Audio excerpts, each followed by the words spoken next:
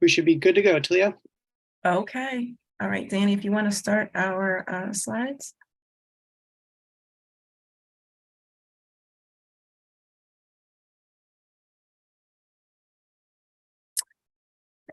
Good evening, everyone. My name is Talia Grimmage.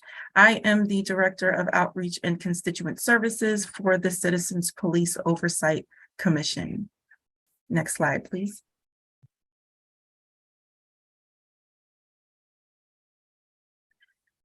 Before we begin tonight's discussion, the first thing we would like to do is to offer our condolences to the family of Officer Christopher Fitzgerald, the Temple and Philadelphia Police Department, and we want to offer our condolences to everyone who knew and loved him. At this time, I'm going to invite everyone to join me in a moment of silence in his memory.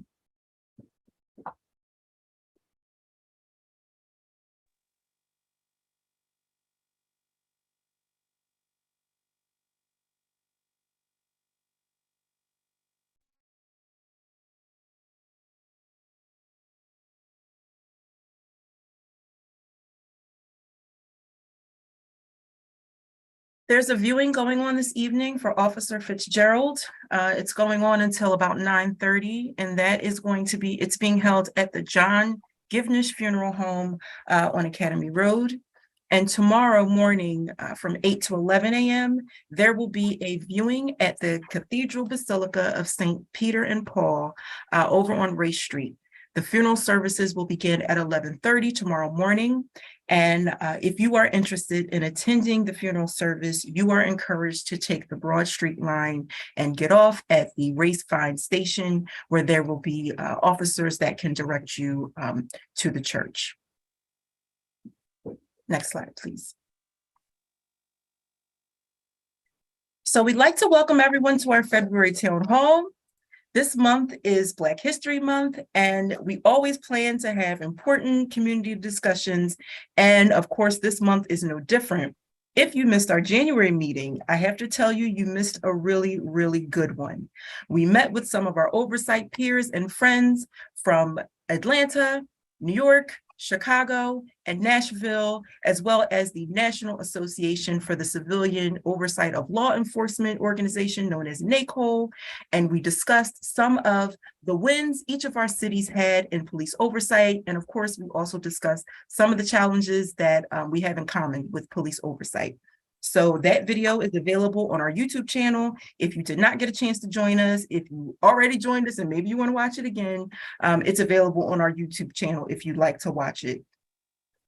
Our chat is viewable only to the host. So at this point, if you would like to drop your email address into the chat, you can keep in touch with us. We'll add you to our email list, and you can stay abreast of some of the things that are going on with CPOC. Next slide. So tonight we are joined by several of our commissioners who represent different districts in the city of Philadelphia. We are joined by Rosara Thomas. We are joined by Benjamin Lerner, Hakeem P.A., who we are going to hear from a little later on in the evening. And I believe that is those are all of the commissioners I see on this evening. Next slide, please. So I'd like to introduce some of our guests for this evening. We are joined by State Representative Chris Rabb. Happy belated birthday to you, sir. I know you had a birthday on yesterday. We are joined by Malika Rahman from NOBLE, the National Organization for Black Law Enforcement Executives. Welcome, Malika. I believe we have someone joining us from the Philadelphia chapter of the NAACP. And we are joined by Tasnim Suleiman from Black Men Heal. Welcome, Tasnim. Next slide.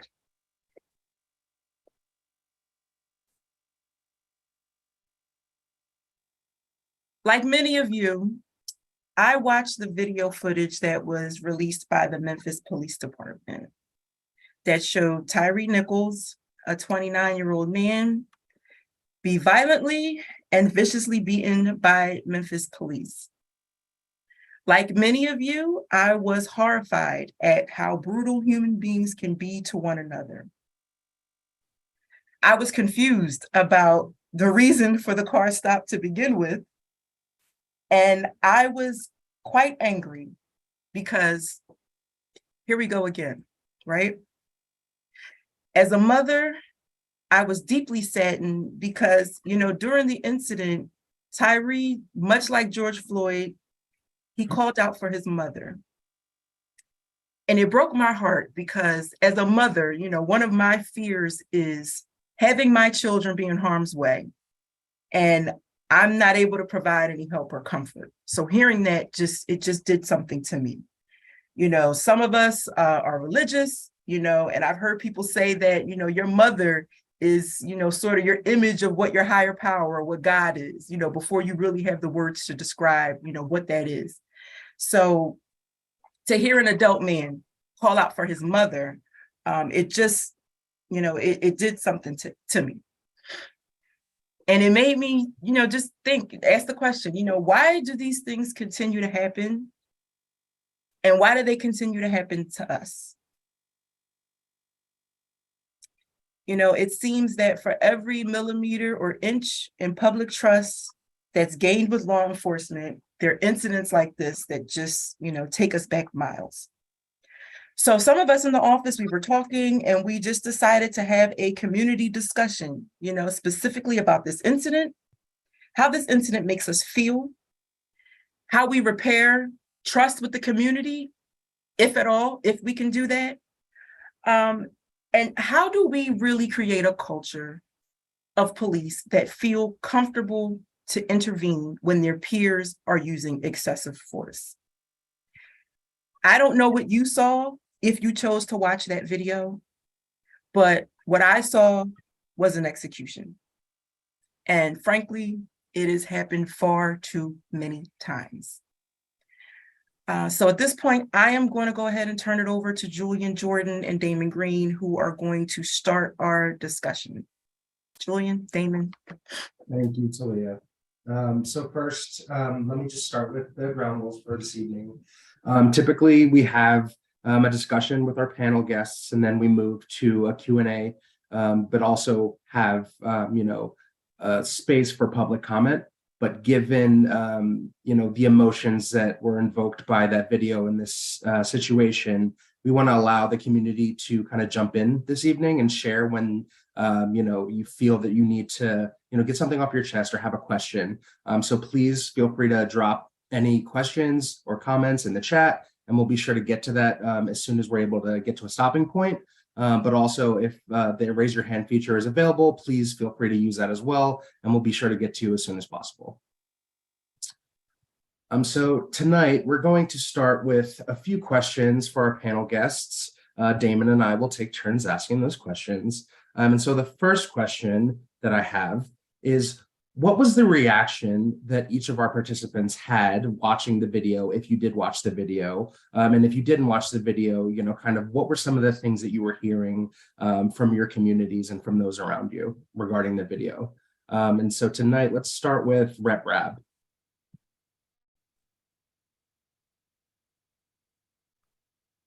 I got to take a deep breath on this one. I'm the father of two Black boys. Well, I have a young man now. He's 19, and I have a 16-year-old. I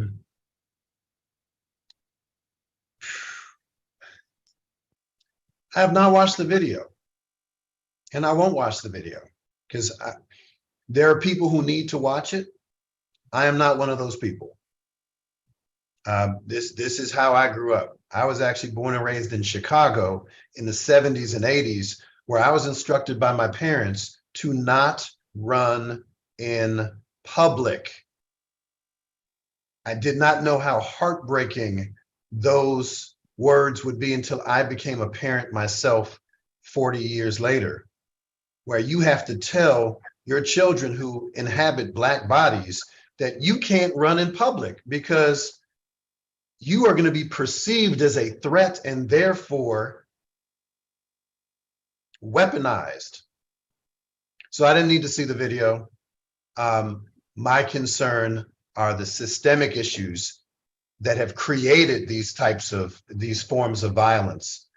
That is my concern. I don't need to, I've seen enough violence in my life, directly and indirectly. I'm good. There are other people who may not understand the severity and consistency, not for decades or generations, but for centuries of this type of violence. They do need to see this. And thankfully, for the first time in my life, and I just turned 53, this is my first time as a Black man in this country where I've seen a critical mass of white people speak up around police terror. It's never happened before, but it happened in 2020, and it's been ongoing. And it's because people could not avoid seeing what Black folk are used to seeing virtually every day that we've actually had traction.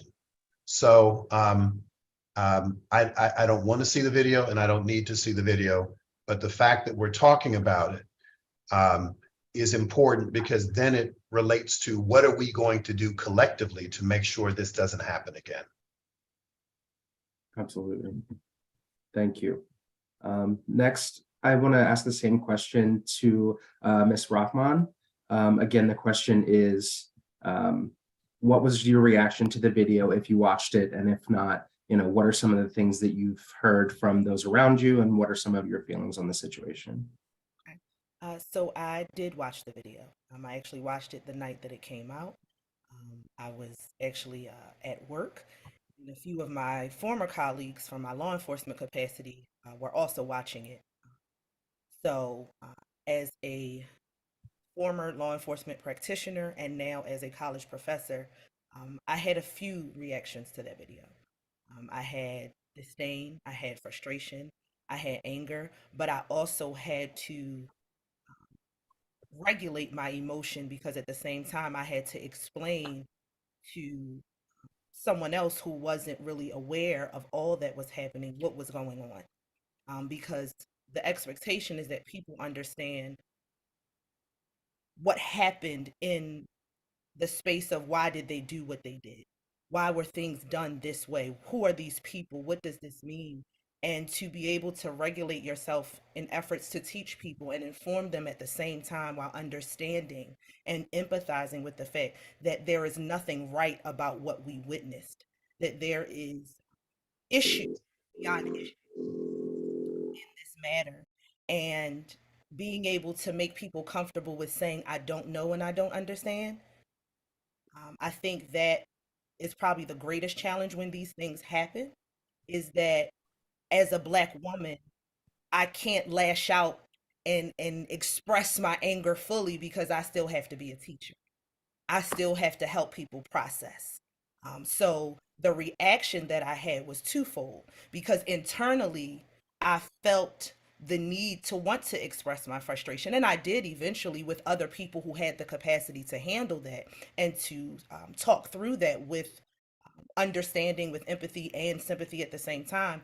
But I also think that it's important for us to remember that everyone does not have the experience, the expertise, or understanding that we have. So at the same time, being able to regulate ourselves in order to help other people as well. So my experience was probably a bit unique, so to speak. Absolutely. Thank you so much. And now we are going to ask the same question to Ms. Suleiman from Black Men Heal. Thank you. welcome. I also have not watched the video and don't plan to watch the video. In addition to being the executive director of Black Men Heal, which is really about Black men's mental health and tailoring to that, I'm also a clinician. So I'm a therapist, and I have been for over 20 years. And as being a clinician who works with people around trauma, depression, anxiety, I have a different level of understanding of trauma and what it does to the brain and what it does to the nervous system. And so I make it a point, because my work is so involved in the healing of community, I make it a point to do all that I can to make sure that my mental health is well. And sometimes I'm holding on to it by a string.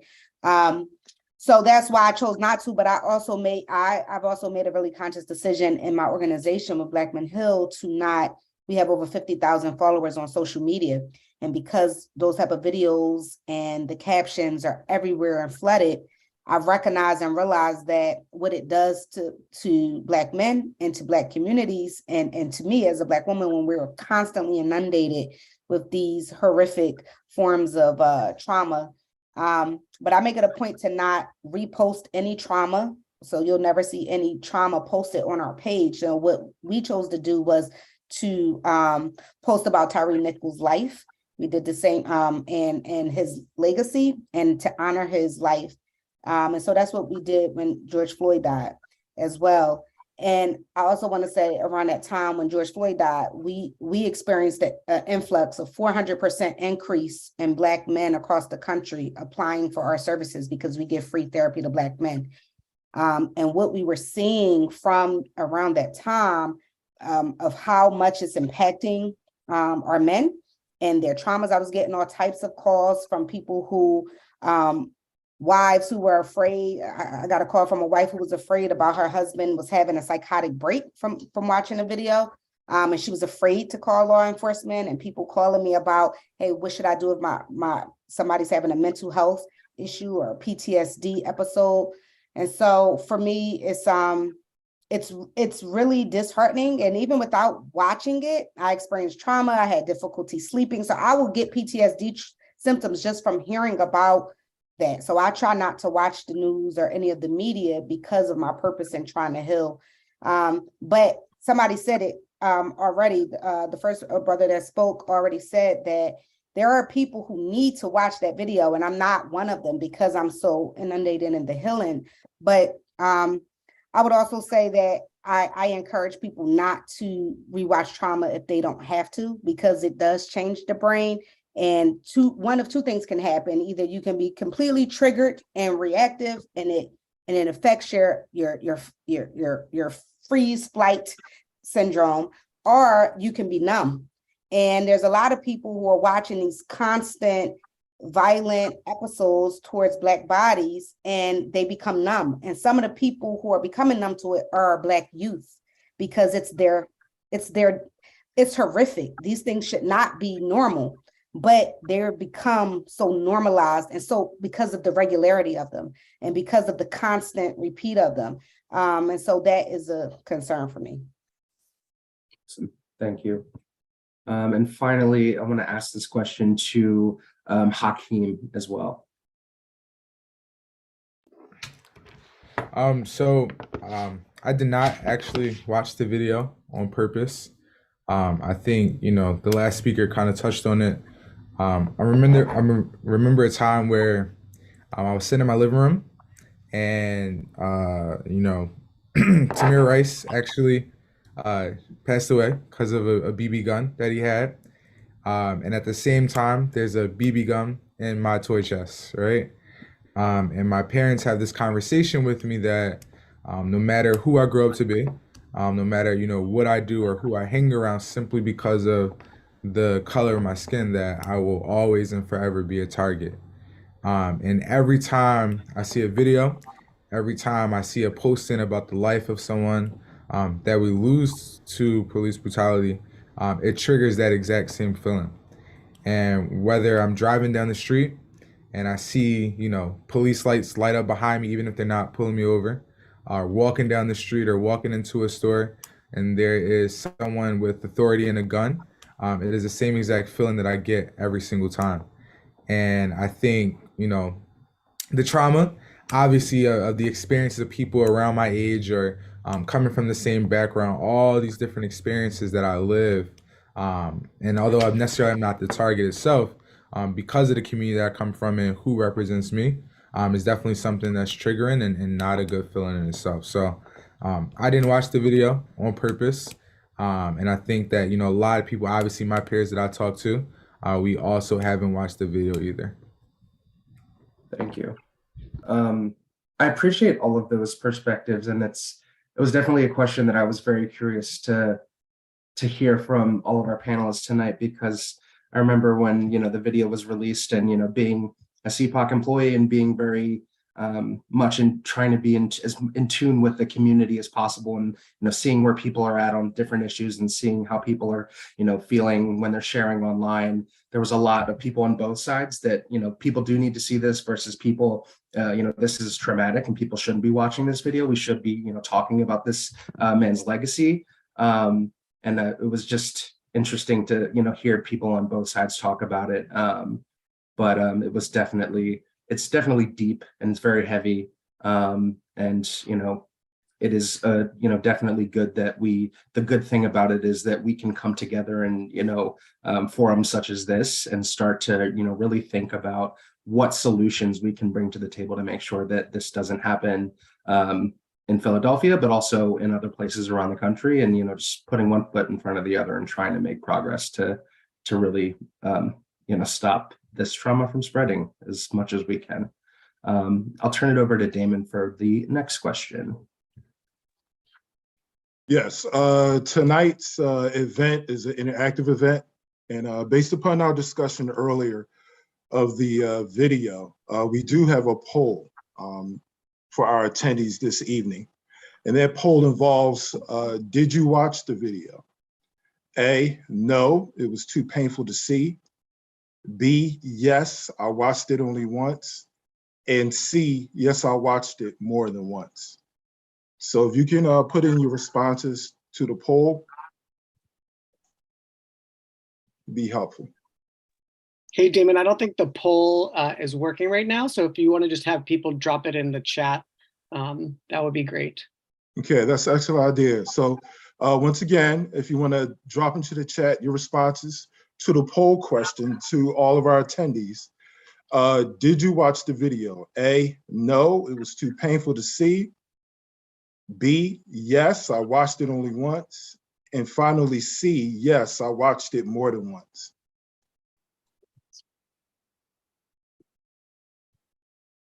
Seen a lot of A answers so far.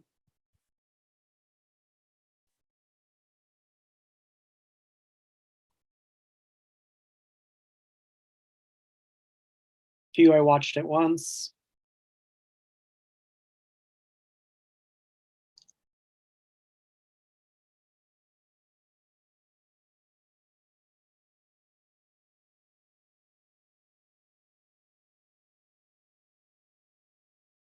And a few more, a few B's, but majority have been A's. Okay. So that leads us to a greater issue that we can discuss and ask our panel. We are living in a days and time of a 24-hour news cycle where we can get information from our televisions, our computers, and our phones. There isn't really a way to escape a lot of the media and information that we receive. So I'll ask this question first to Representative Rabb. Do you believe repeated viewings of use of force videos in the news and on social media cause further trauma and harm? Yes. I got a lot more to say, but if that's what that's a very easy answer. No, sir. Sir, that is a very easy answer, but you can elaborate more if you like. I'm in a mood. I'm processing my feelings, and a lot of these are personal feelings that are aligned with my values as a public servant. But I'm also processing not just being a Black man, but being a father. I got a lot of things going on, and so there's some things I want to say that may be controversial and are going to get me into more trouble. I'm used to that, but I feel like if I don't do it in this setting, that I'm missing out on an opportunity to share my piece from my perspective, particularly as a state lawmaker that has a direct impact on law enforcement, policing, community safety, et cetera. And this is what I want to say. I have zero trust in corporate media. I have zero trust in corporate media that feeds, that profits off of the trauma of marginalized communities and creates and amplifies narratives that scare people in order to sell stuff and promote advertising, and therefore revenues that are based on fear, not fact. And that is something that I find repugnant.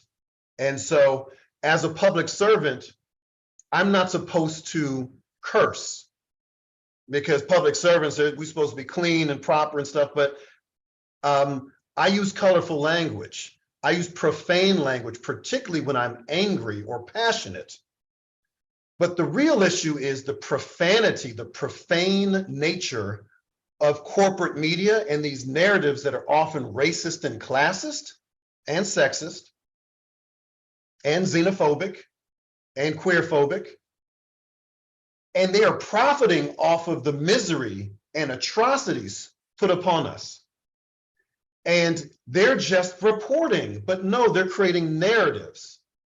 They are not sharing information in context. They're not providing a history.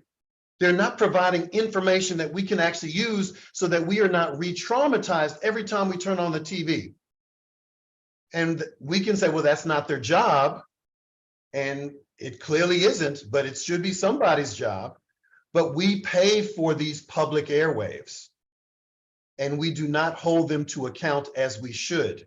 So this idea of how we process the symptoms of a system that by design is meant to profit off of our misery and our oppression is something that we have to address. And more people in my position, frankly, on the state level, on the federal level, and on the local level, need to figure out what we need to do to hold media outlets to account, because they are re-traumatizing us for profit, and it is unacceptable. You make an excellent point, Representative Robb, and I think to piggyback that as well is the fact that sometimes our laws aren't up to speed with the pace and advancement of media and technology today. You know, also along the lines of media literacy. You know, we're receiving so many messages today in so many aspects. It's hard to discern, you know, what is truthful and what is not truthful. It's no longer the days of just having channels 3, 6, and 10. You're constantly inundated with information, and a lot of the times the information is not based upon objective news, but based upon clicks and likes and a business model. So I want to push this discussion forward and ask other panel members the same question. Do you believe repeated viewings of use of force videos in the news and on social media cause further trauma and harm? And I will direct that question to Ms. Rahman. Yes, yes, yes, yes, yes, and more yes. I think that, and it was said earlier by Ms. Tasman, I believe, when she, spoke about the physical effects of viewing such videos and things of that nature, which is why I was intentional about regulating my own, because you have to utilize the skills that you have, and everybody does not have them, which is why such organizations are necessary. But the reality is, I teach criminal justice, and I teach it to a specific demographic of people who I know are directly and vicariously impacted by trauma. So these things, not just on the news and social media, but taking into consideration that it is likely that when they come to you, they have already either seen or been impacted by those who have seen. Okay, so to answer the question, do I believe that repeated viewings? I believe that viewing it once has a traumatic effect. You don't need to view it 3 times for you to be impacted, right? I think anytime you view anything or experience anything traumatic, it has an adverse effect on the person. Thank you. And Ms. Soliman, could you elaborate that on that question as well? This is your background, your field of expertise, and I think everyone here would be very interested in the information that you could pass on to us. Yeah, sure. So I agree because I kind of already got into this in my first answer, but absolutely watching and repeat watching, or somebody the sister just said like even watching one time, but just think about it like this. So imagine if the way in which you see yourself, right? The way in which you imagine what that's like for Black communities to see yourself as brutalized, murdered, villainized, criminalized. This is constant. That's the clickbait. That is what's glorified. That is what is that's what gets all of the reshares and the reposts.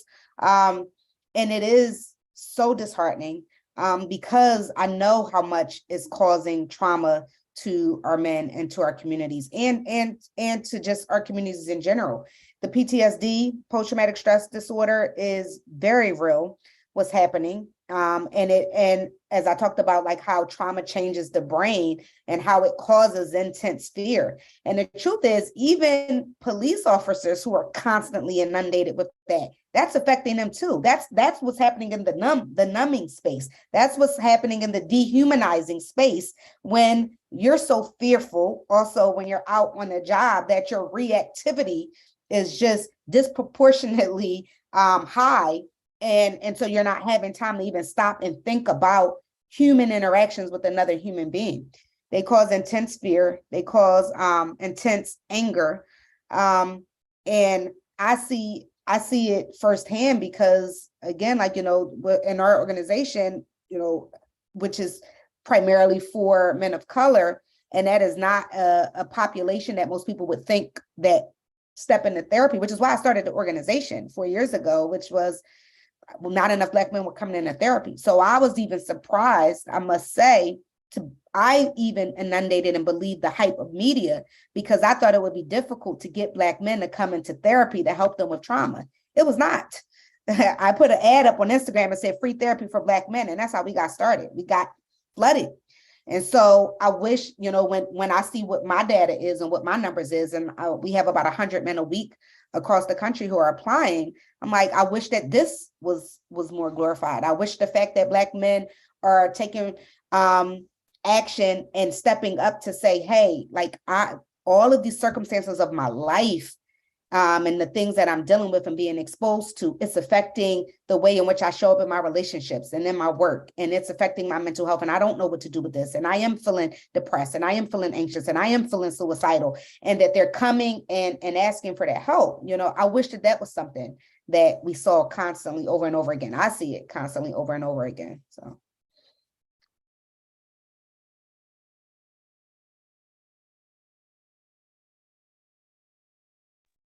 You're muted, Dave. Yes, thank you. Yes, the same question to Commissioner Hakeem Pay. Your thoughts, sir, on the use of media and how it affects community members as well as our police officers and other public servants? Yeah, I mean, my response, and there's really no solution from me, at least, right? I'm still on the journey of understanding and learning how to cope when these type of videos are shown, right, from my past experiences. And as I said previously, that feeling that I get, right, whenever I see an officer in uniform or whenever I see a video, there's this very much uncontrollable feeling of anxiety, right? Of questions that are running through my head. Am I safe right now? And a lot of the times, when there is an officer next to me or when there is someone in position with the gun, right? There are many thoughts in the back of my head asking, do I feel safe, right? And I think a lot of the times those thoughts and the way that I feel comes from the trauma that I see constantly on my timeline, comes from the trauma that I see, when I wake up in the morning and I turn on the news, right? All these different avenues of media that definitely influence the way that I feel and how unsafe that I feel. So I don't really have a solution because that's something that I'm learning how to deal with, right? Even still to this day as a younger Black male. Yes, and this discussion brings a broader thought to my mind. Historically, the media, the television media was very impactful to the civil rights movement. At that moment when the issues of the civil rights movement were displayed on national TV and also internationally, it kind of helped propel the movement. Newspapers at the time helped prepare and propel the movement in regards of discussing the activities that were going on at that time. So my question to the entire panel perhaps is, how can we use the media, or can it be used to effectively push efforts in regards of police equity and police reform so that we don't have to deal with these types of issues that often or again? So I would like to open it up to the rest of the panel, whoever would like to tackle that subject. I'd like to jump in. Sure. The reality is mainstream media helped as much as it hurt during the civil rights movement. Let's remember, during just the lifetime of Dr. King, the majority of Americans opposed what he stood for. And many members of Black clergy did as well. They didn't want him any harm to befall him, but they thought he was too radical. Mainstream media did not tell the full story. It was the Black press that led. It was the Black press that led. Mainstream media followed, but it was not a clear narrative about civil rights being great and that sort of thing. It was mixed.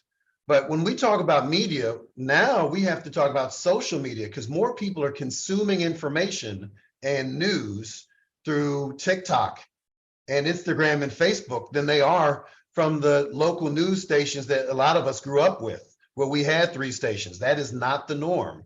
So they're getting content. And you mentioned about media literacy, right? We're getting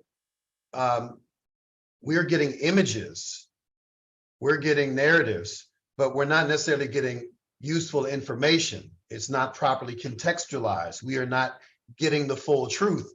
So we have to rely on those sources that provide that context to put this, to make more sense out of it.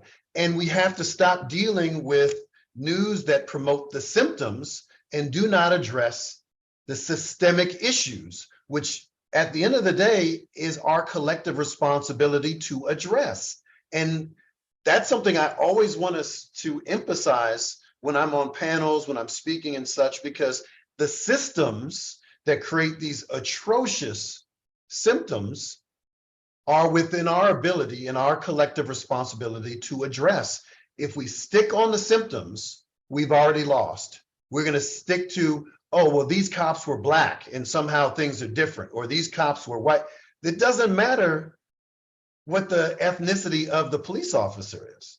It doesn't matter the geography or the age of the police officer. These are systemic issues. And one last point I want to make, because I just need to put it out there. I'm an elected official. Most people call elected officials politicians. Politicians have a really low, bad reputation, a well-earned bad reputation, because there are a lot of elected officials who are shady, who are corrupt, who are lazy, who are self-serving. And they're the ones who garner a lot of the news. The folks doing the work and staying out of trouble, you don't see them in the press because they're busy doing the people's work. My critique as it relates to police accountability is I want police to have the same level of transparency and accountability that is put on me as a public servant in the legislature. Every single penny I spend, every single penny I receive in campaign contributions, every public utterance, including this call, this panel, every single vote, every place I show up, it's documented. And I understand that when I took the job, that I have no privacy. It's transparent and accountable. The institution of policing, which has been around since the 1700s, well, what would become policing starting in the 1700s, transparency and accountability did not exist. And it's only now that we're talking about it. I want police officers who carry guns and badges to have the same level of transparency and accountability that I have with no gun and no badge. I'm not asking anything more of them than is not already expected of me as an elected official. And we have to stop using these terms that frankly media produce and many people continue in terms of their narratives around bad apples and good apples. Because I acknowledge I'm in Harrisburg, I'm in a cesspool. This place is corrupt. And the reason I chose to run for office is because I want to end the corruption, because I hate politicians. That's why I ran. I hate politicians. If I don't acknowledge that this place is corrupt, I'm a liar and I'm a part of the problem. We need to allow for police officers who know that their institution is deeply problematic to have the safety and support to speak up without being retaliated against. Because I know there's some police officers who say, this institution is racist, it's sexist, there's corruption within it, and we need to improve it. But they don't want to speak up because they can be retaliated against. We need to create spaces for law enforcement officers who want to improve this institution to speak up and feel that they're not going to be retaliated against professionally, physically, emotionally. We need to give them that space. I have more freedom and protection as an elected official than those folks in law enforcement who want to do the right thing, but do not have the resources and opportunity and safe space to do that. We collectively have to figure that out, because unless and until that happens, there's going to be a lot of good people in a really toxic environment who don't know what to do. Yes, great point. Thank you very much, Representative Rabb. We also have a raised hand in the discussion. Individual named Anonymous, if you can provide your name and your comment, that would be helpful.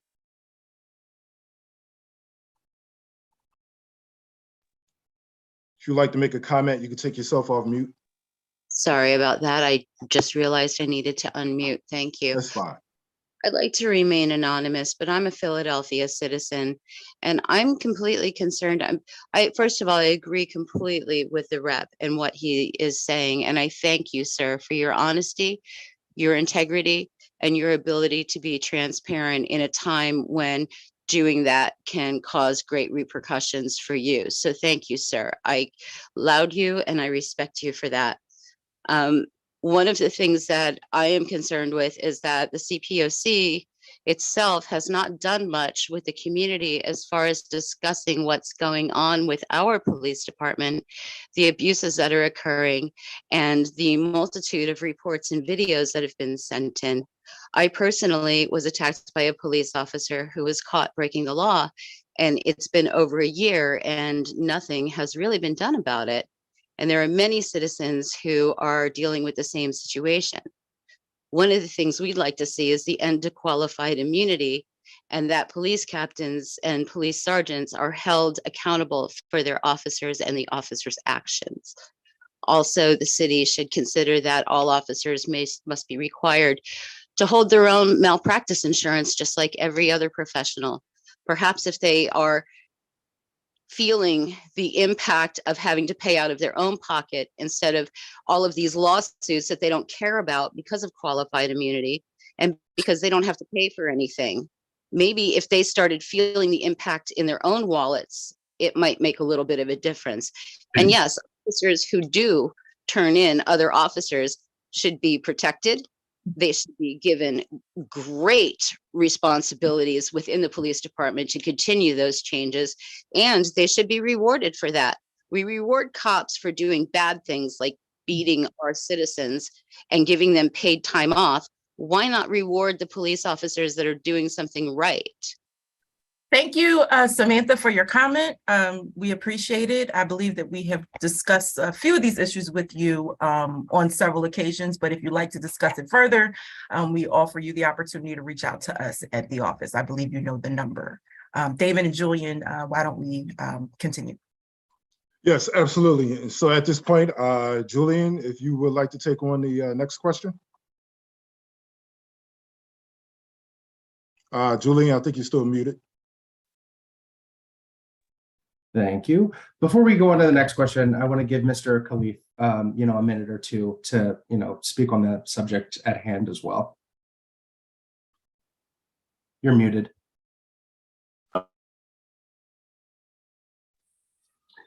Thank you for acknowledging my hand raised. I appreciate it. I agree 100% with Chris. I just wanted to make sure pretty much everything that's been discussed, we've all have discussed this in some sort of other forms throughout the city, dealing with police violence, especially when it comes to Black and Brown communities and Black and Brown people. My only concern is I know that this advisory committee has now been restructured. I just want to make sure I'm concerned that it hasn't 100% been structured in terms of who's head of it, in terms of the structure that it was put out to be. So I'm concerned what's taking so long with that.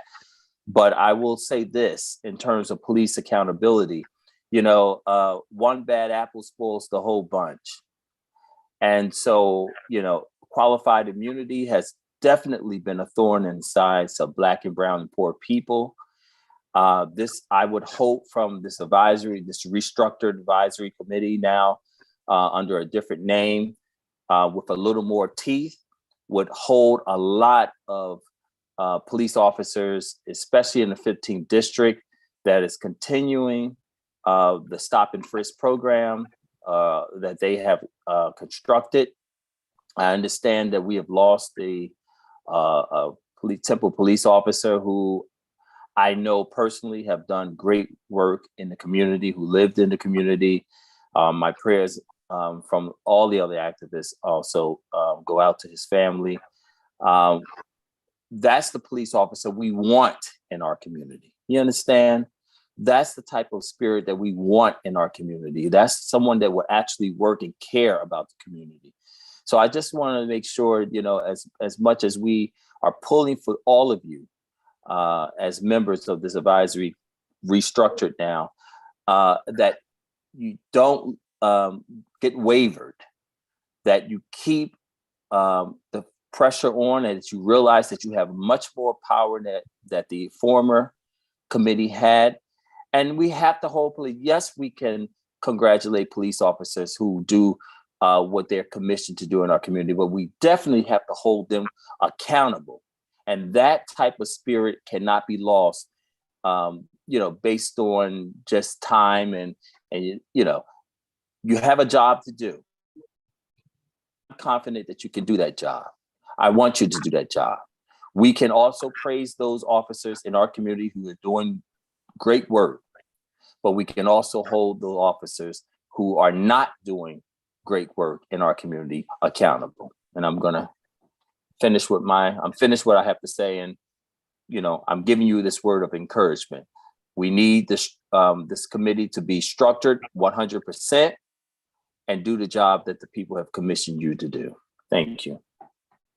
Absolutely. Thank you for sharing. And, we are definitely listening and open to any suggestions that, anyone may have. We're definitely here, and we're still working on getting everything restructured. We're hiring new staff, but it's definitely a large mountain to climb, but we're all up for the task. Let's go to Ray. And then after this one, we're going to go right back into our next question.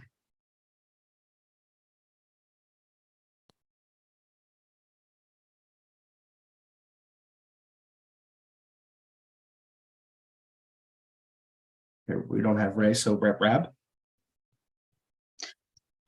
Yeah, Ray is here. I can't believe you just publicly doxed a woman who asked to remain anonymous. Absolutely. Yeah, not right. Let's go to Rep Rabb.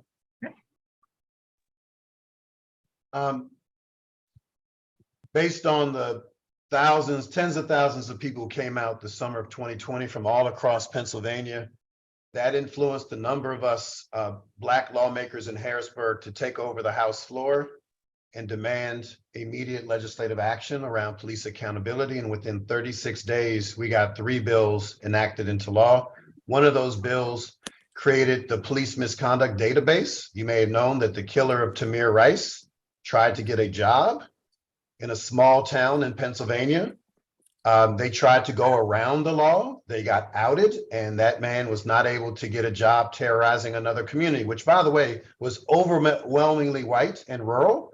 They didn't want that police officer there either. So this transcends race. That bill could not have happened if it weren't for the extraordinary outpouring of nonviolent direct action from people from all backgrounds across this Commonwealth.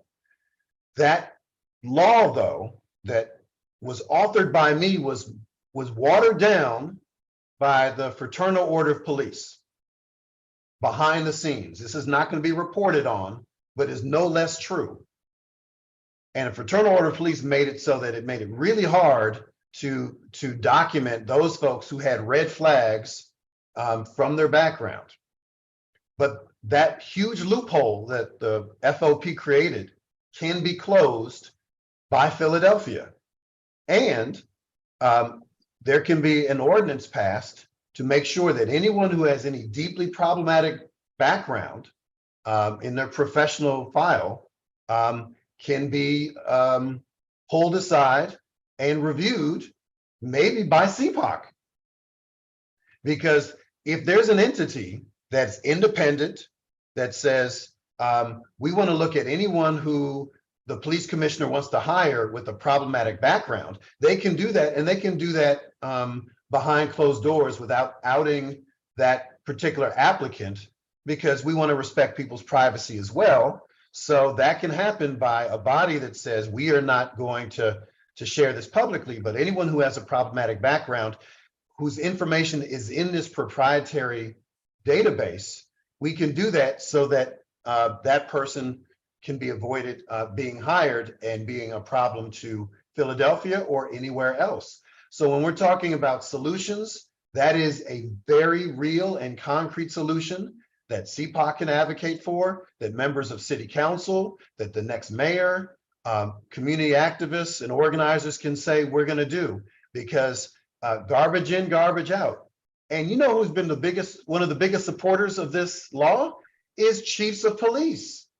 Because before that was enacted into law, if you're a chief of police and you want to hire somebody, you couldn't go to the previous employer and say, hey, was Officer Rabb a good apple, or was he a problem? Because they could expose themselves to civil liability because they're not allowed to ask those questions. So even chiefs of police did not have the full story about applicants who they were considering hiring. Now they are required to dig through this database to see if there are any issues. And if there's any issues that they don't like, they don't have to hire the applicant. But if they do decide to hire an applicant, even though they have issues in their background, the public needs to know. So that's something that CPOC can help with, and other folks who believe in police accountability. There's a clear way we can do that to keep Philadelphians safer. So if anyone wants to help with that, I'm happy to work with CPOC or anyone else to make sure that happens, because there are other municipalities who are closing those loopholes, and Philly shouldn't be left behind. Brad, what was that bill number again? Well, the good news is it's not a bill anymore. It's an actual law. It's called Act 57 of 2020. If you Google Act 57 of 2020, there's going to be some things that pop up, and you can learn very quickly about what it covers, and it's very straightforward.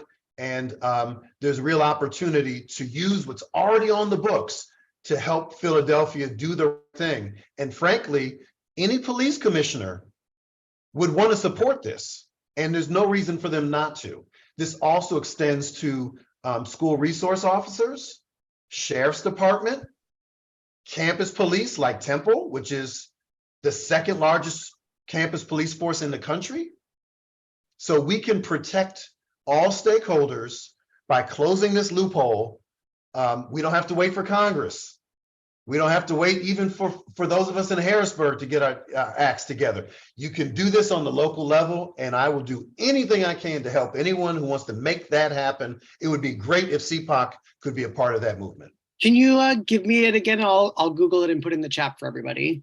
Thank you. It's Act 57 of 2020. It's important you put 2020 there because there's a lot of Act 57s. Act 57 of 2020, Pennsylvania, it should pop right up. Great, thank you so much. My pleasure.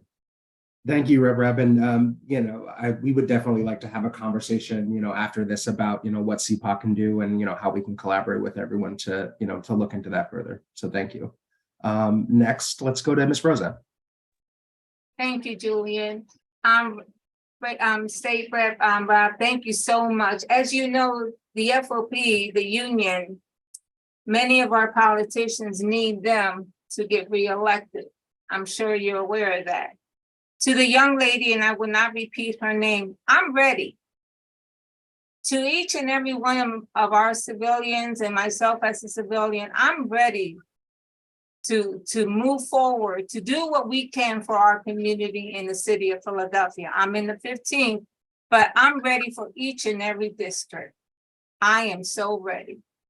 I'm ready. So my thing to each and every one of you, I know that many, and as Asa has said, you're looking to us, but I am ready. And I know I'm being redundant, but I'm going to repeat myself.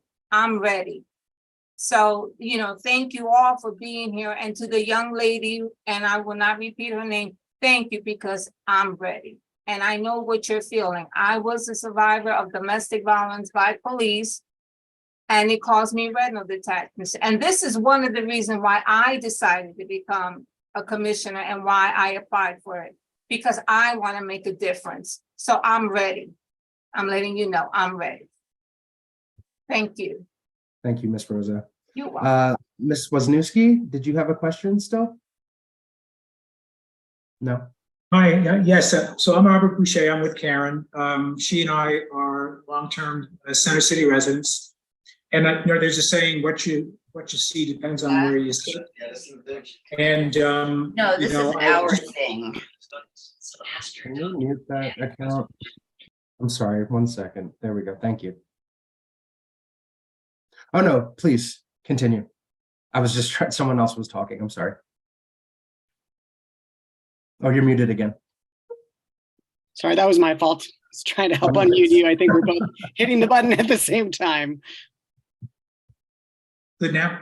Yeah, Yes. you're good. Thank you. So I just wanted to circle back to the comment about viewing the videos and so on. So as painful as those are, and how seemingly kind of unending the stream of them has become the last few years, it's an inconvenient truth that they're really imperative to move things forward. And I just wanted to comment on what Representative Rabb said before. All of that action that happened in 2020 would not have happened if there wasn't a video of George Floyd. If there was no video of George Floyd, 50 people would know what happened to George Floyd, but because of that video, 50 million people or more know about George Floyd. And I would argue the same thing is true of what happened in Ferguson and these other places, what just happened in Tennessee. Unfortunately, these videos are important because they're at the heart of the story, and it's going to be stories, not statistics, that move things forward. So Karen and I had an opportunity just before the lockdown a few years back to go to Montgomery, Alabama, because we wanted to visit the SPLC and see the National Civil Rights Museum. So we grew up in the 50s and 60s up north, and where we lived, or certainly where I lived, it was a pretty privileged, not that it was high-end privilege, we were working class, but we white neighborhood. All of this stuff was in the newspaper when the 3 civil rights workers were killed in Mississippi, all that. I remember those things, but I remember some names, I remember the text. When you go to the Civil Rights Museum and you see the images and you see the photos of the people who were lynched and the people who suffered and died, back then, that's what helped to move this ball forward somewhat. So I would say, my perspective is, people like me, people who grew up like me, people who live in this city who were like me, that were skeptical up until 2020, this needs to be an ongoing, where there's video, where there's something that can lend weight to the injustice and the need for reform. And, you know, sometimes people have to be hit on the head 20 or 30 times. Now, it's unfortunate, but these things unfortunately require repetition.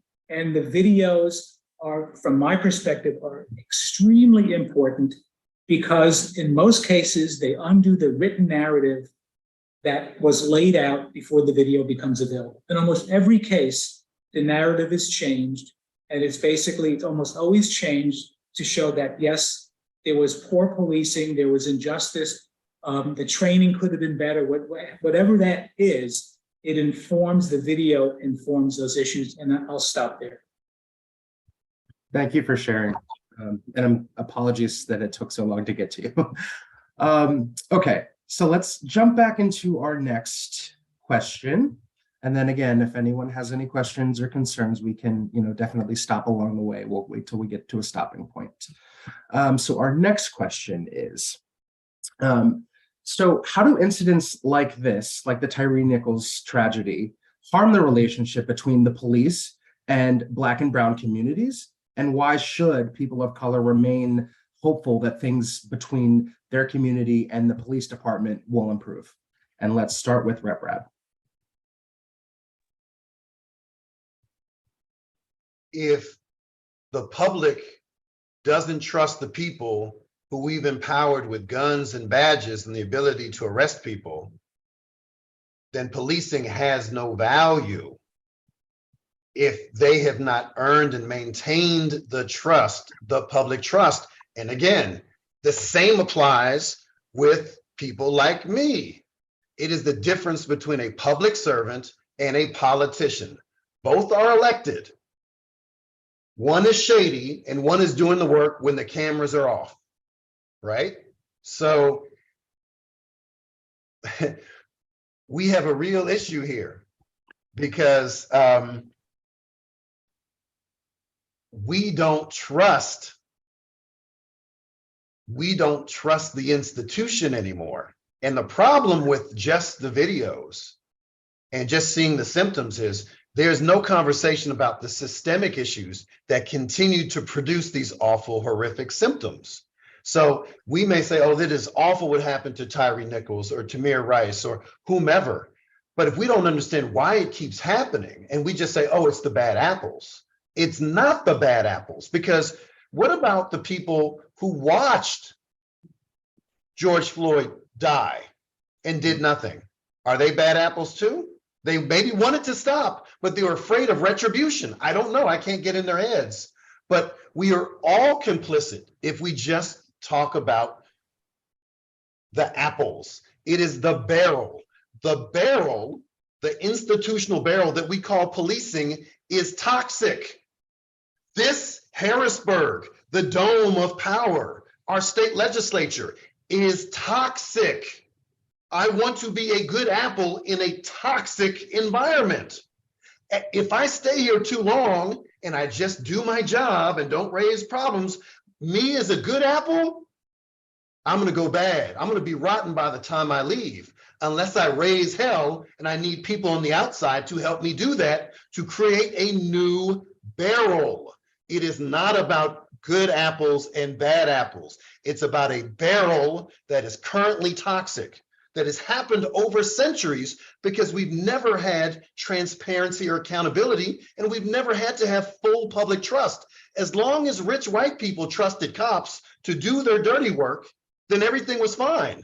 Because there have been documented cases of Black people organizing in the 1870s, using the same term, police brutality, but they didn't care about Black people in the 1870s. But guess what? They didn't care about poor white people from the wrong European countries either, who were pre-white. They didn't care about them either. If we don't understand the history of policing and the fact that there was a time in our country where police did not exist, we can't really imagine what community safety actually feels like. Because guess what? No matter what you think of police, their job isn't to prevent crime. Their job is to go after the bad guys. So if the district attorney is the one who charges people, the cops find the folks and arrest them, right? And the judicial process, the judges decide what happens to them. And then the penal system, Department of Corrections, determine how to punish them. Well, what institution is responsible for preventing crime and promoting community safety? Because you can't prevent crime with the gun and a badge. So what is the institution that we want to build or create anew? How do we reimagine what community safety looks like? I never use the term public safety. And the reason is, when you went in front of police headquarters, the old police headquarters, you would see a 50s era white guy with his hat holding a little white girl. To me, that is a metaphor for what public safety has meant up until now. I want to have community safety, which means that whatever community you identify with, whether you're queer or immigrant or Black or whatever, that you feel safe in who you are and how you identify as the richest, straightest white guy in Philadelphia. And I represent Chestnut Hill. You can't get whiter and richer than Chestnut Hill. And there are not a whole lot of cops in Chestnut Hill, and yet there's not a lot of violent crime. Well, why is that? Because they have a lot of resources that most Philadelphians don't have, but everyone deserves. So if we know how some communities are kept safe, why can't we provide those resources to everybody? And what is the institution to do it? Because it's not police. It's not the district attorney's office. It's not the judicial system and judges. Well, what is it? That's up to us to discuss. We have to talk about things around what's bigger than how we identify policing as we know it today. We have to do it both. We can talk about police, but police and talking about community safety is not the same thing. We have to do a both and. You raised some very, very good points. Thank you.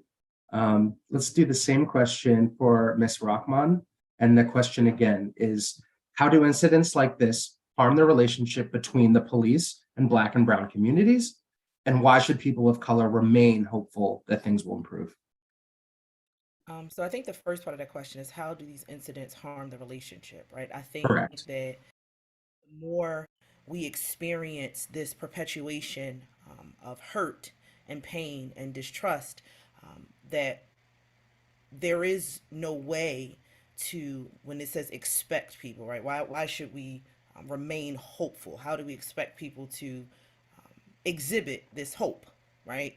And by definition, hope is an expectation that you have for something to be obtained or fulfilled, right? We hope that one day that we will be able to trust our law enforcement personnel.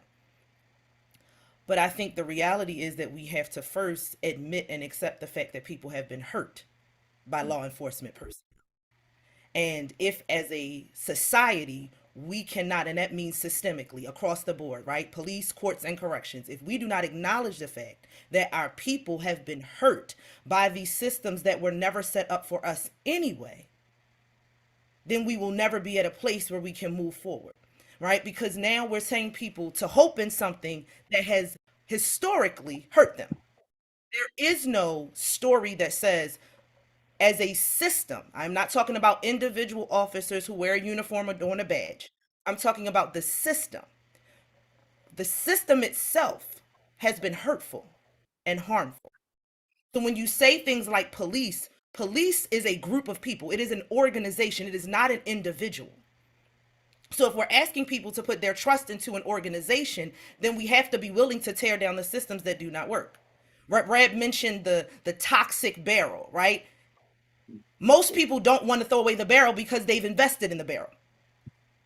Okay? So if we're not willing to demolish the system that is creating the stronghold, then how dare we expect people to hope for something that is not in the future? We're asking people to look forward to something that we're not working on achieving today because we don't want to accept the reality that the systems that were created have hurt people. We can have these community conversations and say, yes, you know, things are bad, people are bad, but people are a part of systems. Systems did not create themselves. Police did not create themselves. Courts did not create themselves. Corrections did not create themselves. So if we're not willing to admit where we as a people have been wrong or wronged, right? Black people are screaming out saying, you heard us, you heard us. And what the people on the other end are doing, white people alike, are saying, no, we didn't. And we're changing the narrative. We're changing the tune of the song. But the reality is that we must accept where these systems were created, how they've impacted people, and then say, don't trust us, but let's rebuild a system that you can trust. And if we rebuild a system you can trust, then we can employ people in that system that you can trust. Thank you. Moving on to Ms. Suleiman. Same question.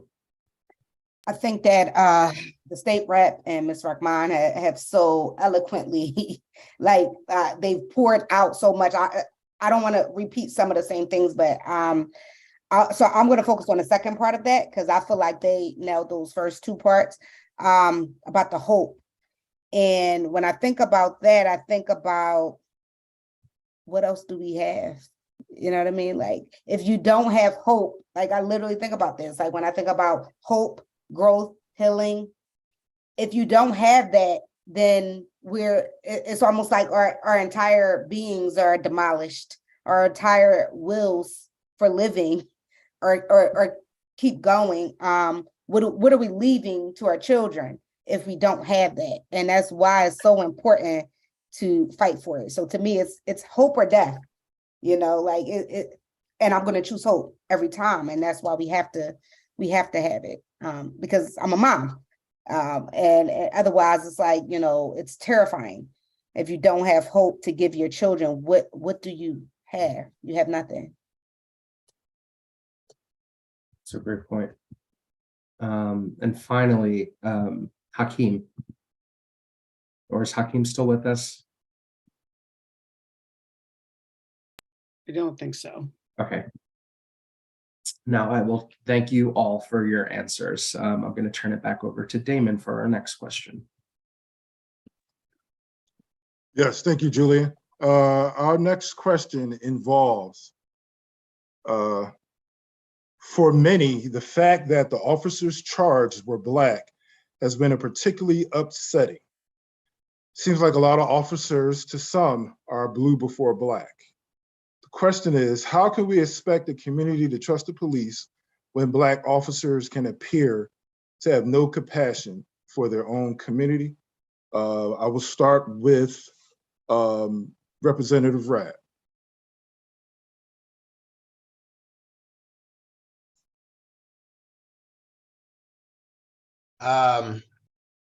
The first time a police officer pulled a gun on me, I was 14. On my way to school, trying to catch a bus, and it was a Black police officer. It didn't matter to me what his race was. I was just looking at that gun, being petrified. And I didn't tell my parents. Turns out my parents knew the police commissioner. I was too ashamed and too full of trauma to share. I don't know how relevant that is. Listen. Sister Suleiman can talk about this far more eloquently than I as a practitioner, but we are a society awash in trauma. I don't think they give a fuck about us. I'm hanging up. I'm sorry, what? I'm sorry, I think that was somebody that made a comment. Go on, sir. Okay, I'm sorry, I'll keep it brief. We have internal, we process internal oppression. We have self-hatred. There are women who are told to hate themselves. Black folk told to hate themselves. We have all this. This is part of the human condition. This is nothing new, and it's not directly connected to policing. It's connected to being a human being in where you have structural inequality, right? So this is not I don't think this was a surprise probably to a lot of Black folk. It might have been a surprise to white folk, but it certainly wasn't a surprise to any Black person I know who's at least grown up in Black communities and Black cities. Because, you know, probably since the 60s or 70s, a lot of the police officers who we would interact with would be Black. So, you know, that doesn't surprise me. But I think the bigger issue, again, is that it's the blue code. It's not the white code. It's the blue code. And again, I want to make this really real here. There's a code here in Harrisburg and in political spheres as well. I may be left of center, and there may be colleagues of mine who are right of center, but you know what we have in common? We're incumbents. And most of us want to stay in this job. And some people stay in this job no matter what, because they like the benefits, they like the access, they like the campaign contributions and the quality of life and the healthcare and all that stuff. And so they don't want to rock the boat because we got a good thing going.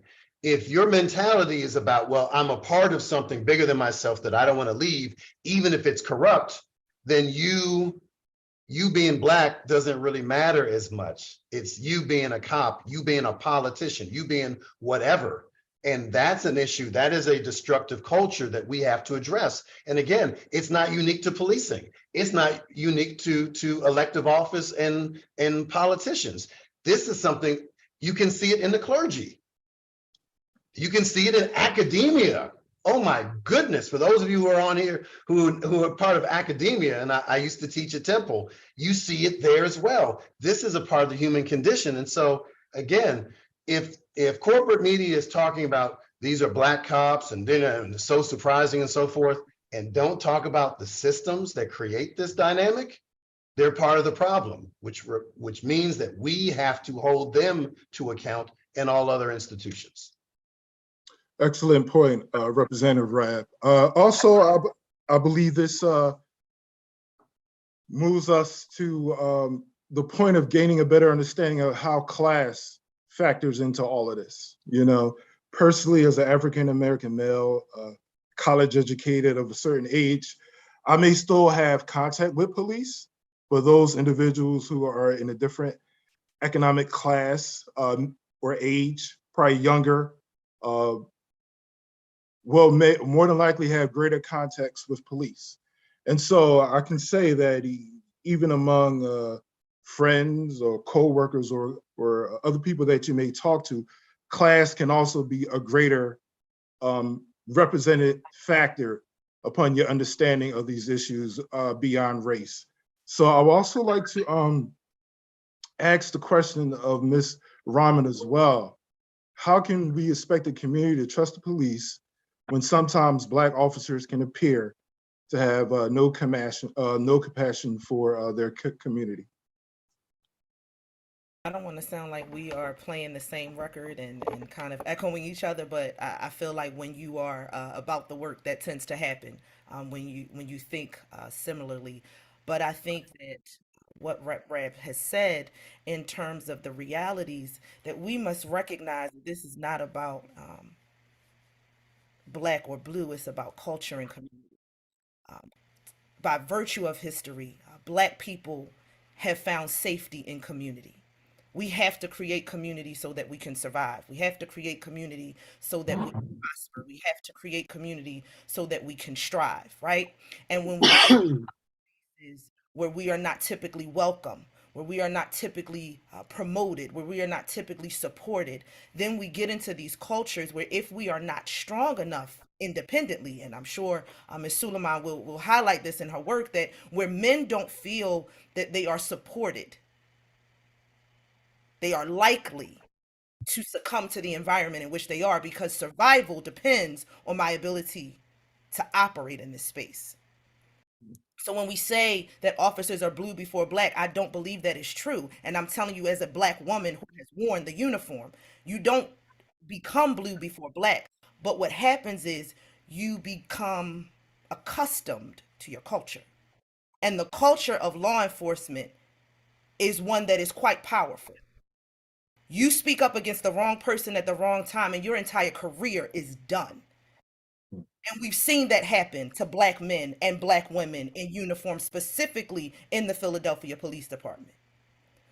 Please do not think for a second that there are not Black men and women who put on this uniform daily, who are willing to speak up and go against the system, who are willing to speak up and go against injustices. The problem is you don't hear it because it's shut down before it reaches the outside.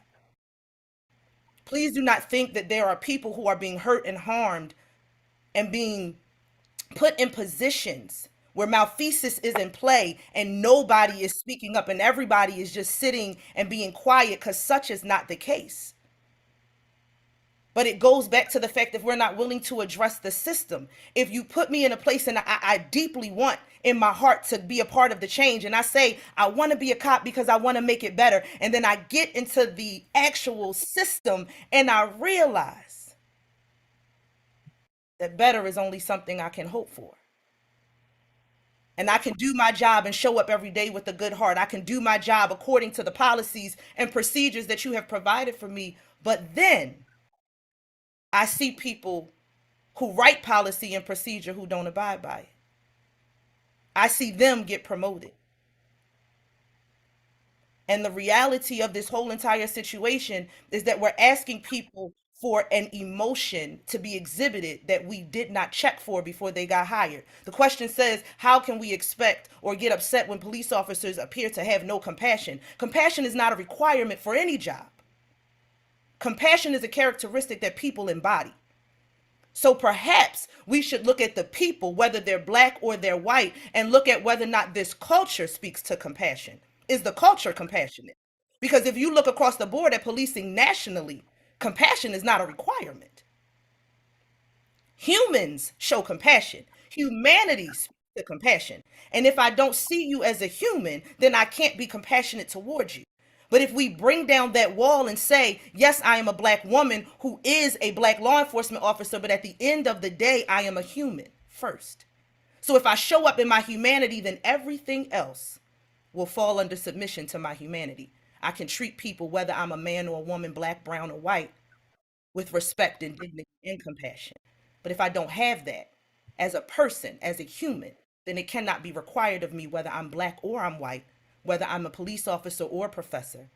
We have to be practical about what we're expecting. Let's expect people to show up in humanity first. Let's require compassion of humans and then put humans with compassion in positions in our community. Thank you. Damon, it seems you're on mute. It's a lot of prompts going on, but before we move on, I'd like to thank Ms. Rahman for her time. I know she has to get off the call. Thank you for your service. Thank you for your commitment to the whole community. And thank you for your work with teaching future criminal justice practitioners. I mean, all the things that your work has been involved in and that you have been doing has been of a positive nature and really speaks volumes. So we really appreciate the time that you shared with us this evening. I'm going to ask the similar question to Ms. Suleiman about how can we expect the community to trust police officers, specifically Black officers, when it appears that they may not have compassion when they perform their operations or their service? I mean, the short answer is we can't. We can't expect the community to trust a system. And, you know, we kind of keep circling back to the same thing. And what keeps coming up for me is abolition. You know, I think of myself as an abolitionist. An abolitionist is somebody who supports favors and, to me, actively works towards the abolishment of any particular institution or system that is in error. And so I see us all, I think of community abolition. And I started Blackman Hill because I knew, like, we had a broken healthcare system and a broken mental health care system. And it was like, hey, what can I do to help within that system? And so I wanted to be disruptive to a broken system. So I think about that. But I also think Ms. Rahman had just said something, and I just, because I don't want to keep laboring the same points, what I want to share is I've been the therapist for police officers. I've been a therapist for FBI agents. In Blackman Hill, during the time of George Floyd, we had police officers, even though they have their own EAPs and their own internal psychologists and therapists, but they may not always find people who are Black.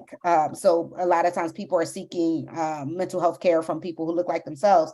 But in that process of having police officers, we had police officers who were dealing with the protests apply for Blackman Hill during that time because they were feeling so traumatized, distraught, and broken themselves as being Black men who were a part of a system that they were out at the protests and they felt like they were on the wrong line of the protest.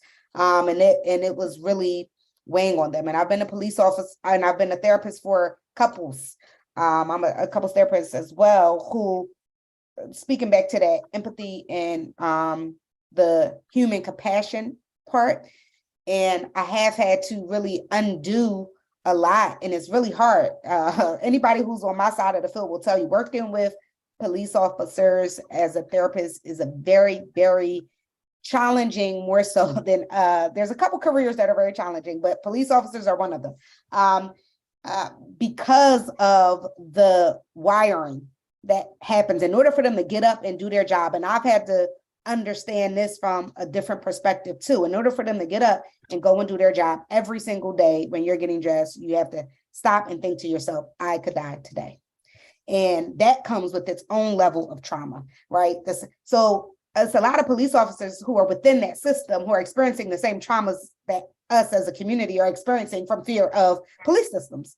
And so because my job as a therapist is to connect with people from a human perspective, because I don't think, I'm glad that y'all brought this up about there's not just good or bad apples. Like, every person who's capable of good is capable of bad. And every person who is capable of bad has also done some good acts as well. So it's just not that black or white.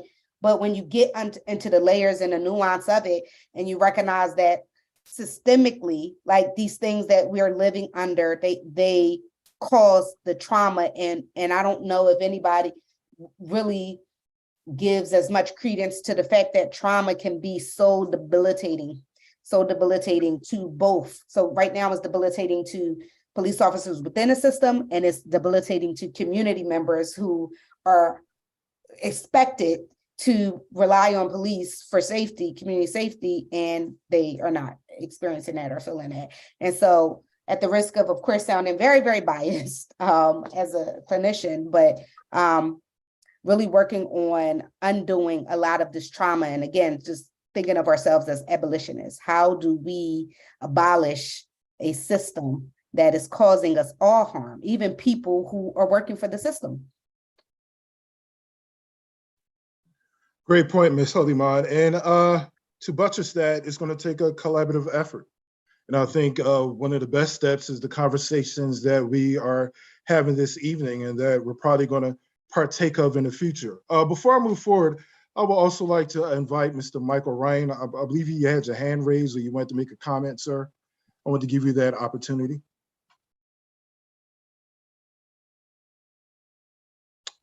You're on mute, sir, if you wanted to make a quick comment.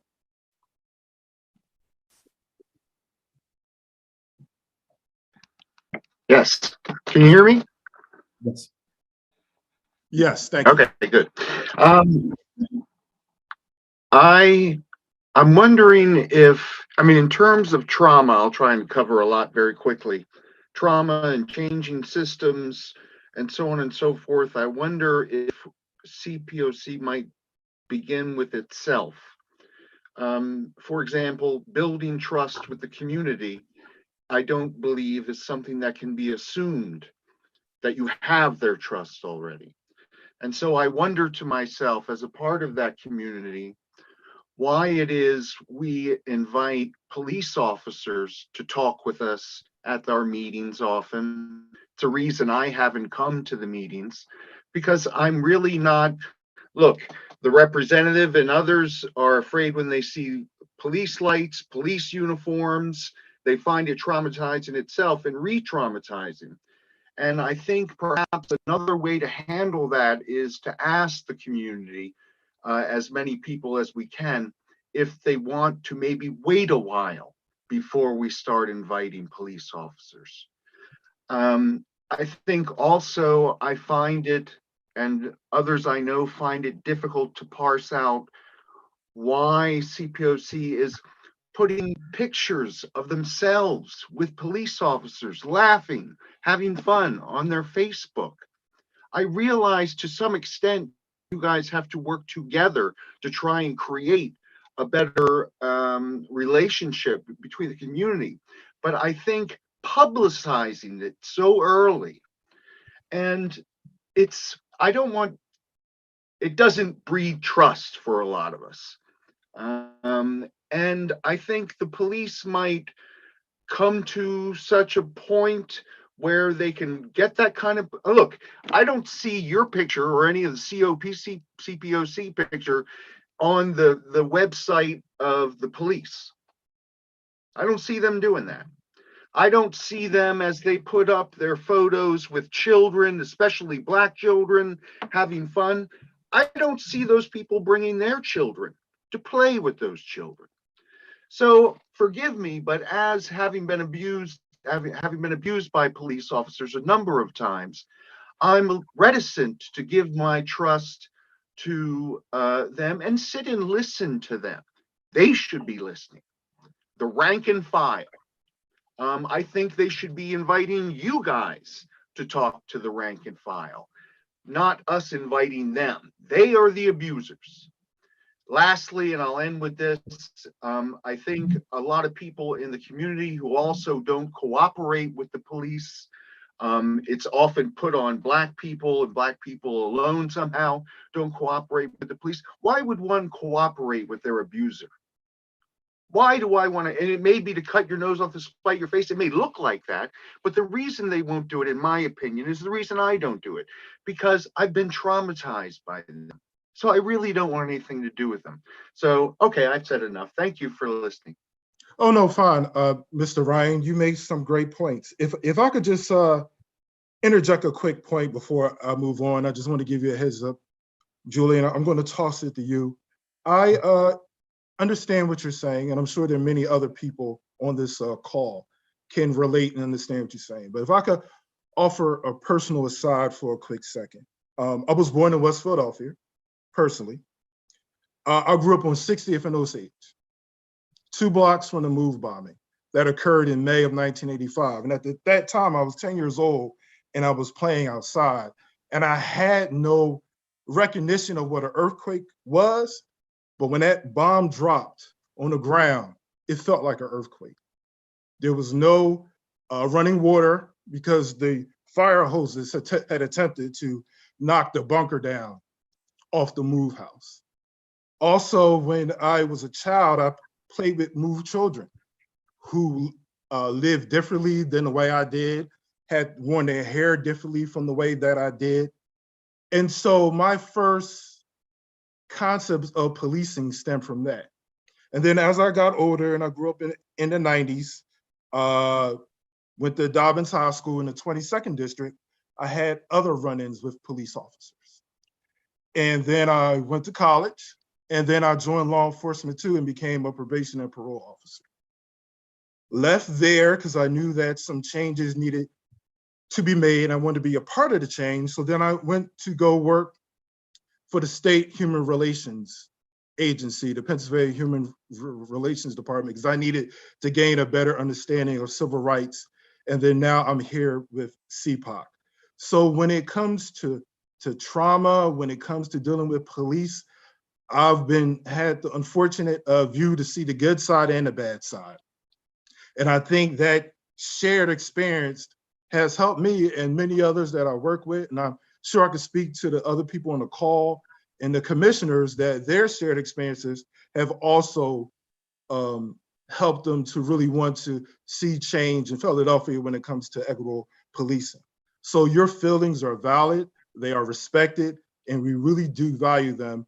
But I also want to put forth the effort that, once again, the notion that this is a collaborative effort and that we all are in this together, whether it's policing, whether it's juvenile justice, whether it's solving the issues of crime, whether it's solving those systemic issues that start with poverty and education, we are all in this together.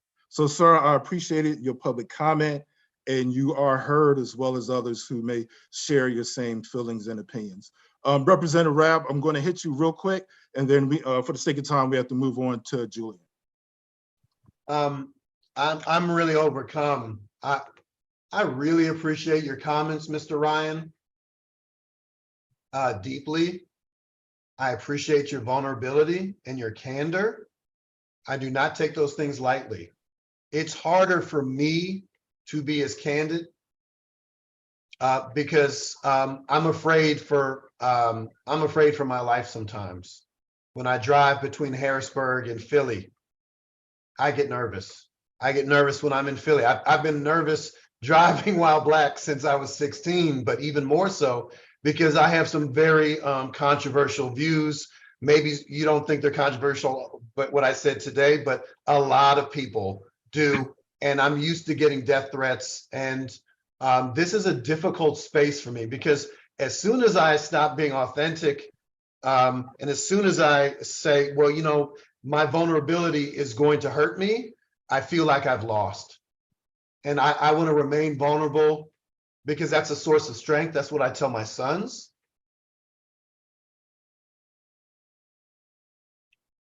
But this is a really important conversation, and there's a lot of tense moments here. And this is exactly what needs to happen, this type of environment where we can lean into these difficult truths and parse through these complexities. This is the work that needs to happen. And frankly, it happens so rarely here in Harrisburg, where we're actually funding the things that we are, you know, not fighting over, discussing and going back and forth on.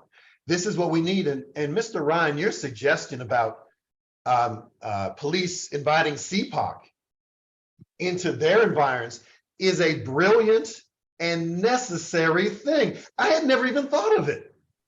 That's how, I mean, I think these are the exact types of concrete, important things that we need to do things differently, because we can all do panels and stuff, and we can do the regular templates and conventionality and check all the boxes, but to do the real work requires leaving our comfort zones. And you have made a really good point about one of any number of things CPOC can do, what I could do, what any number of organizations and individuals can do, and allow themselves to put themselves in an environment where they don't necessarily feel totally comfortable.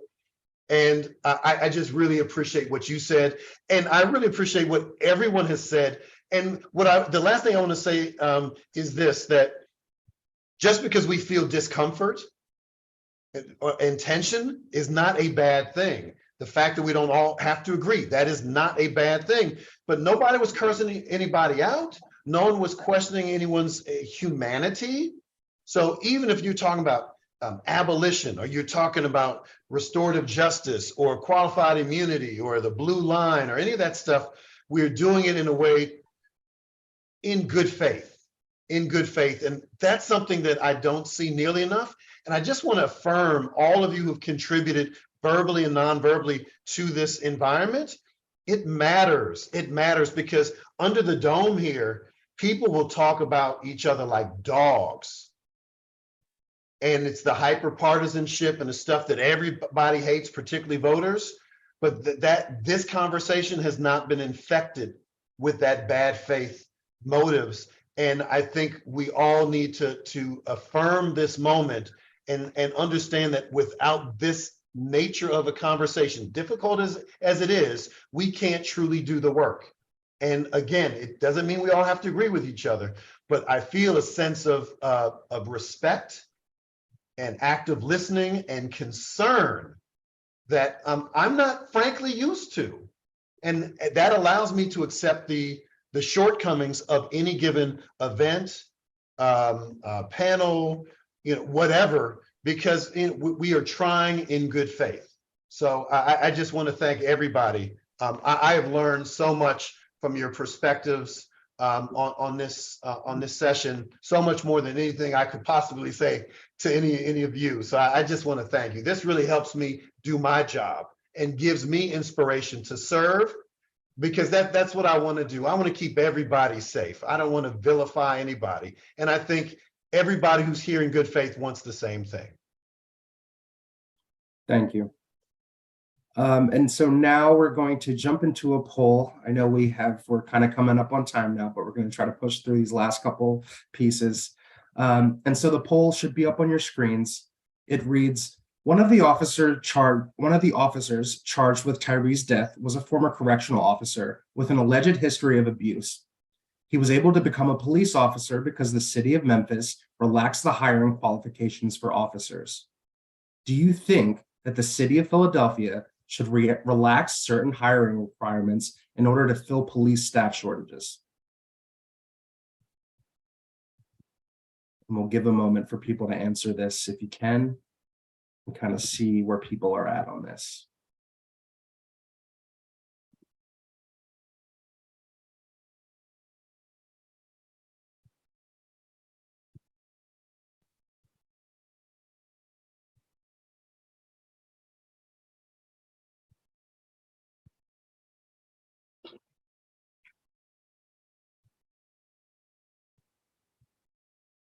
Looks like we've got about 50% of the participants. If anyone else wants to participate, I'll give it a few more seconds.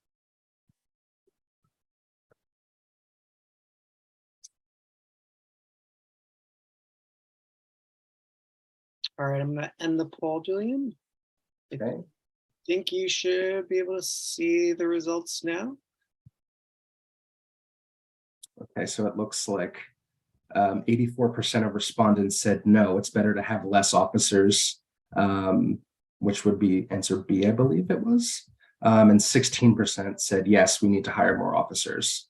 And it looks like 0 people have no opinion, which is good. But that's great for us to know as, we continue to work with PPD and, try to find solutions to things. It's nice to know, where the community stands on some of these issues. So we have a few more questions, but I'm going to ask one last question, and then we're going to go to any last questions that the community may have, and then closing remarks with our Executive Director, Anthony. So the last question, and I'm going to start with Rep. Rabb. When we see incidents like the murder of Tyre, George Floyd, and so many countless others, often we see officers refuse to intervene to stop their fellow officers. Why do you think that officers are reluctant to check their peers?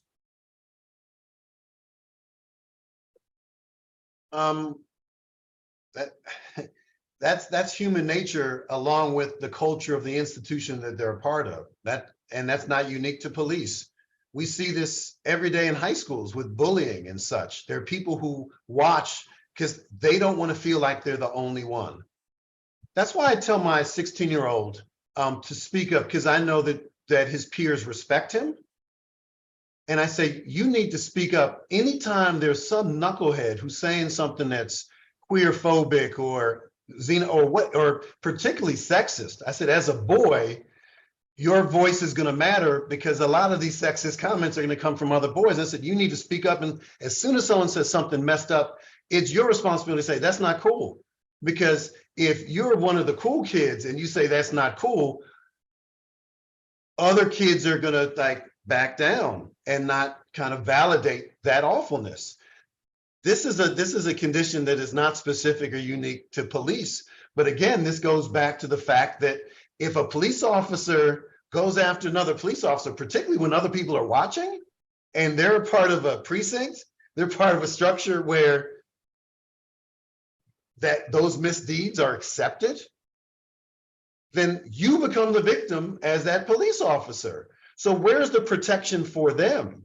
It's very easy to say, oh, well, if I were that cop, I would have done this and I would have done that. Well, just think about how you acted in middle school or high school. Did you step up when someone was being beaten up because they're gay, or because they had a lisp, or because they had a disability, or because they came from the wrong country?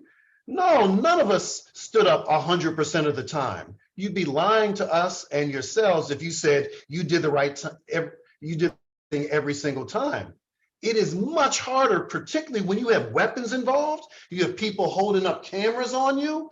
That's a lot of pressure. And I'm not making excuses for police officers, but police officers, as Sister Malika said, are human beings, culture, system. These are all things that people create. So unless we create safety valves and places for police officers to say, I need help, not just like emotionally, mentally, and that sort of thing, but also professionally. Like, what do I do if the people I'm working with or for are doing some really bad things, privately or publicly? What do they do? I'm going to, again, go back to myself. I'm not asking anything of police that I don't think about for myself as a public servant. I got in trouble for saying somebody needs to resign, a fellow Democrat, because he was a sexual predator. And I got heat for that because I'm not supposed to go after another Democrat, but he's preying on women. And fellow Democrats were coming after me saying, you can't say that. I'm like, the hell I can't. So what are we doing institutionally to protect those people who want to do the right thing, but they are being punished for the very thing that we, the people, want them to do, right? They want to earn the trust of the people, the public trust. But the very system and institution that they're part of disallows them from doing what they want to do. So whose responsibility is it to create those opportunities? It's ours. It's ours. And you know what? That means that people like me are sometimes going to have to say some things. They're going to make me a reviled figure in the law enforcement community. Every time I speak out, whether it's this panel, I'm thinking this is going on YouTube and someone in the FOP is going to see it and there's going to be a target on my back. I think about that every time I'm asked to speak, and I don't want to let my fear control me from, keep me from doing the right thing, but it's real. And that fear exists with police officers who want to do the right thing, and those systems don't exist. So part of that is going to be legislation. Part of that is going to be hiring the right people at the top who change that culture. But here's the other piece, and Sister Suleiman talked about it, and it's very controversial, but if you believe that the barrel is toxic, where's the investment in new barrels that don't have to be called police, that do the things that the good apples want to do but can't do as police? Because let's be honest, and we can Google the hell out of this, folks, and this is not an indictment, this is just an observation. But if you talk to criminologists and you talk about what is the work that the average police officer does in a big city police force, maybe 1% is going after the worst of the worst, the folks that 100% of us want to get off the street, the serial killer, the serial rapist, those folks. 99% is everything else. And a large chunk of that 99% are things that you don't need a badge or a gun to do. So if you don't need a badge or a gun to do them, why are they being done by the police at all? And to me, that is the way we talk about creating new barrels that are not toxic, that actually promote community safety.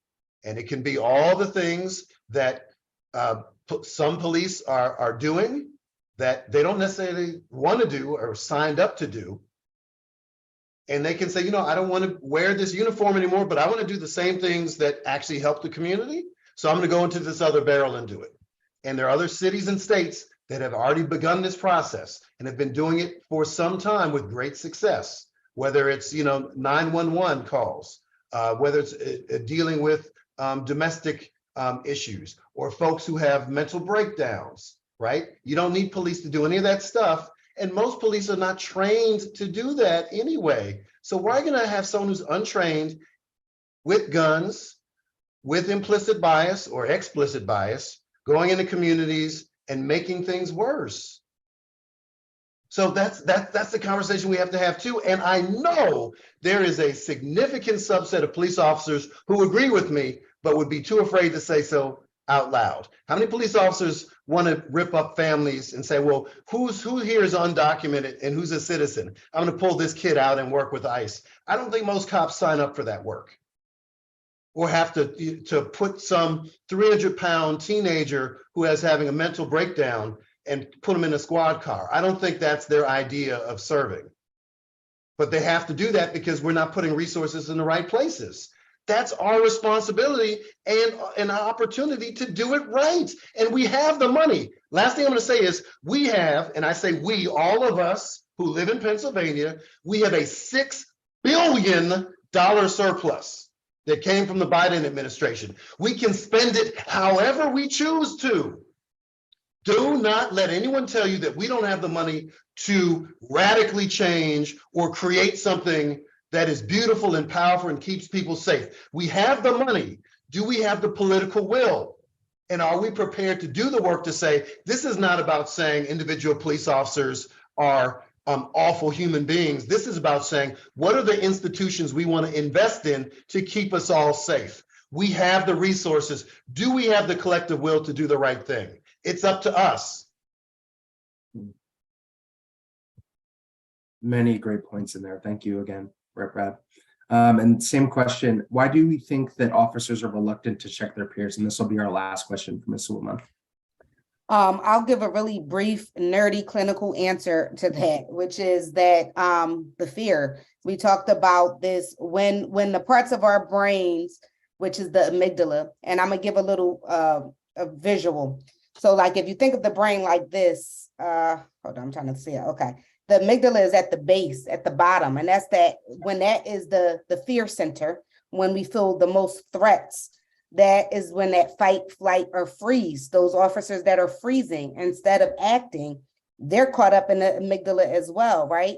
And so the way the brain neurons work, the neurons go from the base to the top of the brain. So if the amygdala, if that's activated and it's really high, we stay stuck there.